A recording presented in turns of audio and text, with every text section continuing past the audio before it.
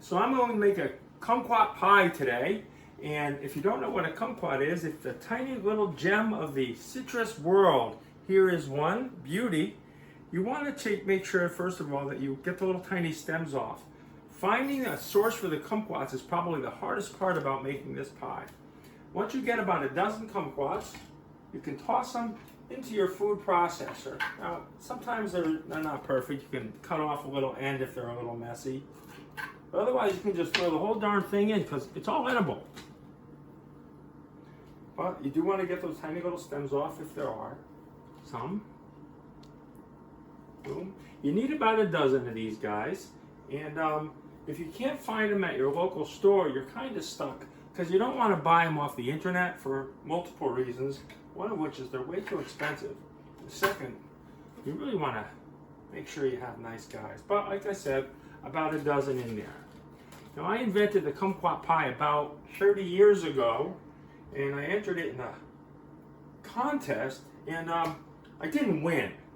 It's really frustrating, but you know, if I can bring joy to the world by sharing this recipe with you, that will be sufficient.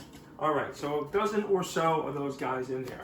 The next thing you need to do is you need to separate some eggs, 4 of them, and you want the whites in a bowl.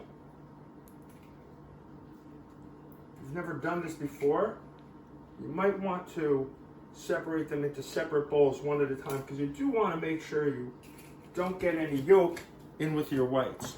We're going to make a meringue out of that in a little while. That is a big egg.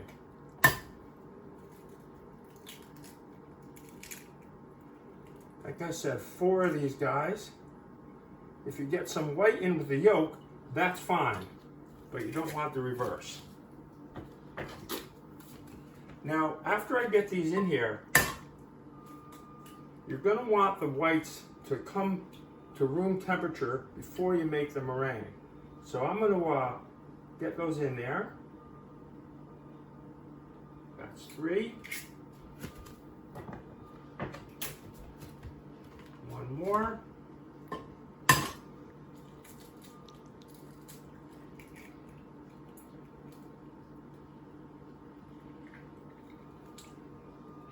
Four in there. The next thing I'm going to do is grind up the kumquats in my food processor. Put the lid on. And I'll grind those bad boys up. So I've got this all mushed up into tiny little bits. I've got the kumquats in there. I've got the yolks in here. And I'm going to add to the yolks a can of sweetened condensed milk. Now, you can make this stuff from scratch, but I've done it. It doesn't help anything. All it is milk, sugar, and thyme. And frankly, it's no better than buying it from the can. If there was anything like corn syrup in here, I wouldn't use it, but it's just milk and sugar, and they spend the time. So I recommend you just buy a can. Okay? I'm going to add this to the yolks.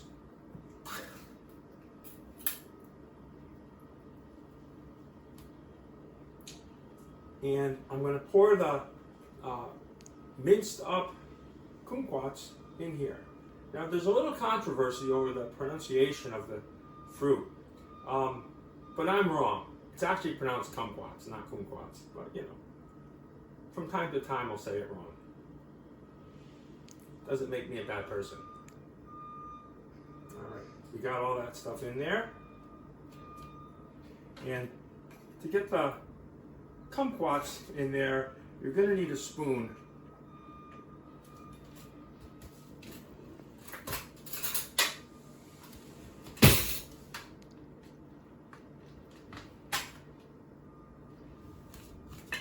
Okay. Don't be afraid. It's yummy. Now, I used to make this with a little food coloring in the mix, but I've been convinced that that's just gilding the lily and it's unnecessary.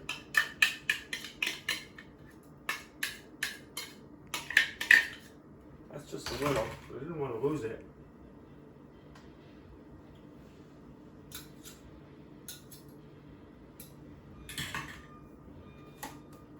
That's your good stuff.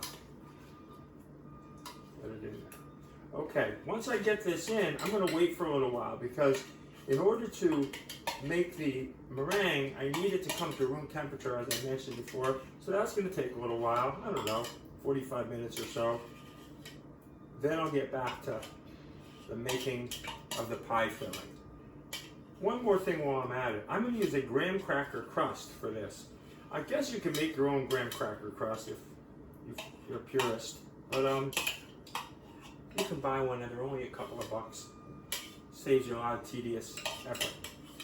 So we got that waiting for us, and we'll get back to you when my egg whites are warm. Okay, great. So we're back. We've allowed the egg whites to come up to room temperature. I have a couple of things to do now. I'm going to mix up the bowl which has the egg yolks, the sweetened condensed milk, and the minced kumquats in it. That has to get mixed up. I'll mix it up pretty good. The other thing I'm going to do is start making the meringue.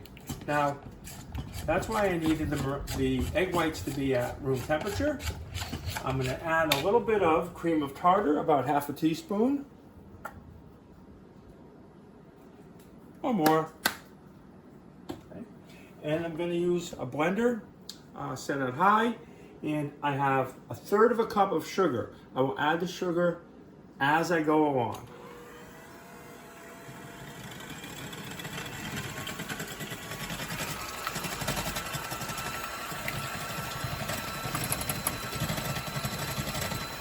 Just add that sugar a little at a time. The cream of tartar is not absolutely necessary. It does help the meringue stiffen up a little bit. But I've done it without that and it works fine. Now this is going to take about 10 minutes. So I'll get back to you then, okay? There you go. So I've been beating this for about 7 or 8 minutes. You can tell it will be almost done when the ripples start to form in the surface. In the meantime, I also preheated the oven to 325. I'm about ready now. I'm going to stop mixing. And I'm going to take about 1/3 with the rest of that off there. There you go. I'm going to take about 1/3 of the meringue and fold it into the mixture of egg yolks, kumquats, and sweetened condensed milk. About 1/3 of it. That'll do. A little more. Okay. Keep that spoon. I'll need it later. Fold it in. By that I mean just don't stir it in too vigorously. You don't want to beat the air out of the meringue. What I'm doing here will lighten up the insides. Looks like I'm good now.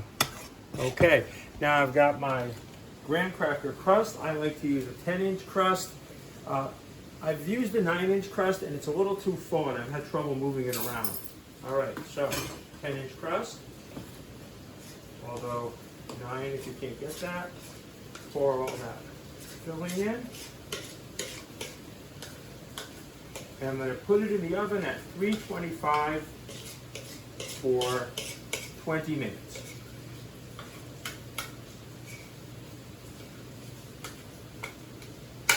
And I will see you then.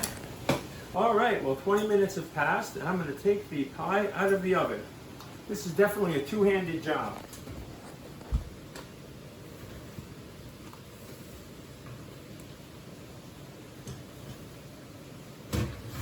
You can see that it started to solidify.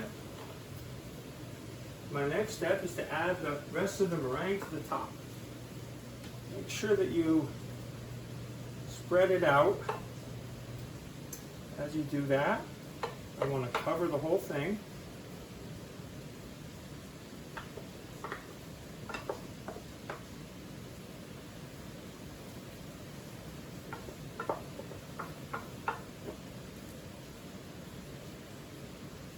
And then, after I've made sure, whoops, I got a little crust on the top.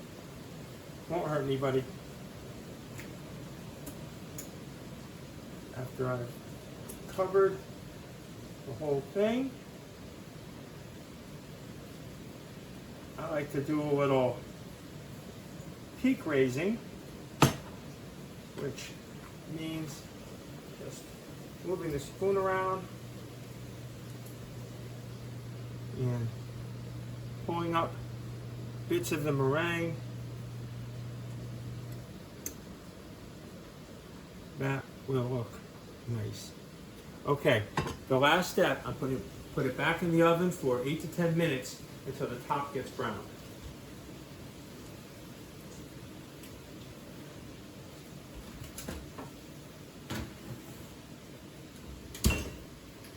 See you in 10 minutes. All right, 10 minutes later, and our meringue should be nicely browned. Let's hope that's the case.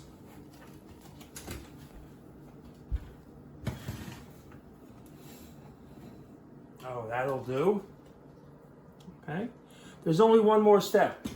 Well, two more steps if you count closing the oven. I'm going to put it in the refrigerator for a few hours after it cools off. Then I'll be ready for a lovely dessert. Enjoy.